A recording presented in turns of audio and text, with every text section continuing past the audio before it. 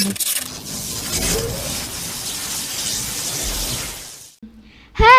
selamat datang di podcast kita. Salam hangat dariku Sri Lestari Dan salam hangat dariku juga, Naswa Hashimaki. Teruntuk kamu, Gen Z. Hai, bisa jelaskan padaku apa itu Gen Z?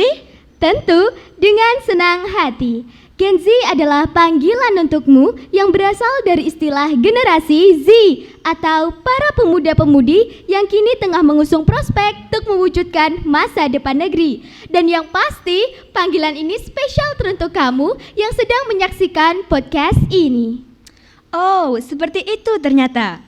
Baiklah, siapkah kalian untuk mendengarkan podcast kami? Dengan judul Aku, kamu, dan eksemplar pendidikan. Baiklah, menghadapi premis terburuk yang pecah tentu bukanlah suatu hal yang mudah. Semenjak tamu yang menguji kita datang, membuat langkah kian meradang. Terlebih ketika ia menyekat kita dalam ruang-ruang yang temaram. Ruang gerak menjadi terbatas dan kian rancu, ekonomi yang berhasil diporak-porandakan, dan ibadah yang direjam. Hingga pada puncaknya, ia memaksa kami untuk meninggalkan sukacita pendidikan. Lantas, bagaimana keadaan sekarang ini menurut pandanganmu, Sri? Iya, hal tersebut terlalu mengerikan. Bagaimana bila kita menilik beberapa kenangan pada saat 7 bulan yang lalu? Wah, rupanya kau mengajak Gen Z untuk bermain-main dengan rindu. Begitukah maksudmu? Iya, begitu. Sedikit saja Nashwa, kurasa akan seru kelihatannya. Jika begitu, izinlah terlebih dahulu pada Gen Z. Dan teruntuk kamu Gen Z, awas dan berhati-hatilah jika tiba-tiba kamu merindu. Sebelumnya, izinkan aku untuk meneroka kenanganmu. 16 Maret 2020. Kala itu dengan wajah sendu, kepala sekolah membawa secari kertas sembari berseru. Selamat pagi anak-anak. Dimulai per hari Senin ini dan seterusnya, selama 2 minggu, proses pembelajaran akan dialihkan di rumah masing-masing. Kalian akan belajar di rumah sampai pandemi ini benar-benar berakhir. Sontak, lengking sorakan terdengar membelah kesunyian. Tak dapat dimunafikan.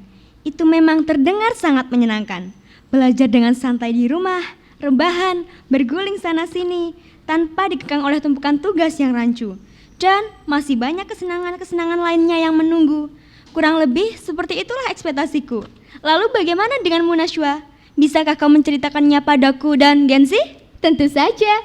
Ya, aku setuju denganmu. Pada awalnya aku mengira akan sangat menyenangkan bila harus belajar di rumah.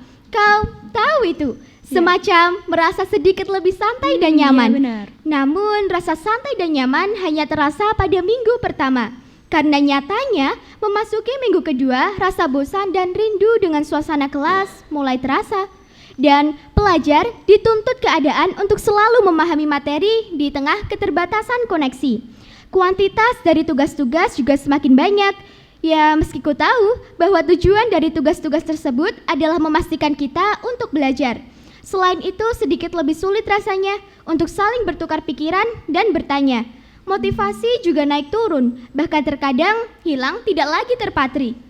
Rindu akan sahabat juga semakin meradang, lebih menyakitkan lagi ketika terkekang oleh keterbatasan. Libur yang awalnya direncanakan 2 minggu juga membias menjadi 7 bulan lebih. Oh, adakah sesuatu yang sangat kau rindukan seputar sekolah, Sri? Tentu saja ada. Aku merindukan bangku kayu sekolah yang dengan setianya menampung buku-bukuku. Rindu rasanya akan lorong sekolah yang menjadi saksi bisu betapa bahagianya diri ini ketika bercengkrama dengan kawan-kawan. Sama, aku juga merasakan hal itu. Ruang kelas yang tetap setia untuk menjadi tempat kami belajar, serta selalu menawarkan kenyamanan pada kami untuk menghabiskan waktu di dalamnya, entah itu dengan bercengkrama, menjahili satu sama lain, ataupun mentertawakan sesuatu yang aneh. Ruang perpustakaan dan ruang baca juga selalu menyediakan sejuta buku yang berguna bagi asupan pengetahuan kami. Aku juga rindu mendengar suara kawan ketika berbincang mengenai tugas maupun masalah pribadi mereka tanpa batas waktu. Bagaimana denganmu? Aku pribadi sangat rindu dengan bel sekolah yang mengalun dengan sopan di telingaku. Juga musola yang senantiasa menjadi tempat kami untuk bersimpuh di hadapan Yang Kuasa. Kala diri ini merasa lelah dan frustasi akan sesuatu. Aku juga rindu dengan kantin dan koperasi sekolah yang siap siaga menyediakan kebutuhanku sebagai pelajar. Terlebih kala diri ini rehat sejenak dalam menimba ilmu dan berburu makanan kala perut kecil ini merasa lapar dan memberontak ingin diberi nutrisi. Mie ayam tahu pentolnya itu sangat enak sekali. Apalagi ayam kecapnya. Tak ada tandingannya. Bukankah manusiawi rasanya bila jiwa ikut merontah, namun raga harus tetap waspada. Usaha tetap harus dibumikan, segala inovasi dan rencana harus direalisasikan. Dan lisan harus senantiasa berdoa pada Yang Kuasa. Peliknya keadaan bukan berarti menjadi alasan bagi kita untuk berhenti. Mari berekonsiliasi dengan hati, bangkit, dan wujudkan mimpi. Mungkin semesta sedang menginginkan kita untuk rehat sejenak dari segala bentuk hiruk-pikuk duniawi dan keserakahan yang tiada henti. Manusiawi bukan? Tentu saja manusiawi. Aku, kamu, dan Genzi adalah manusia. Tak akan pernah bisa sekuat malaikat. Sebesar apapun masalah itu, pasti ada kalanya bagi diri untuk merasa sedikit terluka. Iya, aku setuju denganmu. Dan jangan pernah mau kalah dengan masalah besar itu. Sebab kita memiliki Tuhan yang lebih besar. Dan tunggu dulu, aku dan Nasyiwah ingin menyampaikan sesuatu yang sangat penting. Sepenting apakah itu? Intinya penting. Kuharap Genzi akan selalu mengingatnya.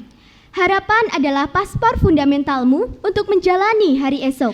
Keyakinan adalah tolak ukur kesuksesanmu untuk menguasai hari esok. Dan cinta selalu setia menjadi tempatmu untuk berpulang. Apabila melodi harapan, keyakinan, dan cintamu terus bernyanyi, maka berbahagialah. Karena engkau telah memiliki 3 kunci utama yang belum tentu dimiliki oleh orang lain untuk mewujudkan mimpi. Akhirnya sampailah kita pada penghujung podcast ini. Senang rasanya dapat berbincang-bincang mengenai kenangan sukacita pendidikan bersamamu dan juga Genzi. Senang juga dapat berbagi denganmu dan Genzi. Semoga Genzi dapat mengambil sisi positif dari perbincangan kita ini. Terima kasih atas seluruh bentuk perhatianmu untuk menonton podcast ini dari awal hingga akhir, Genzi. Semoga kita dapat berjumpa lagi di lain waktu. Sampai jumpa.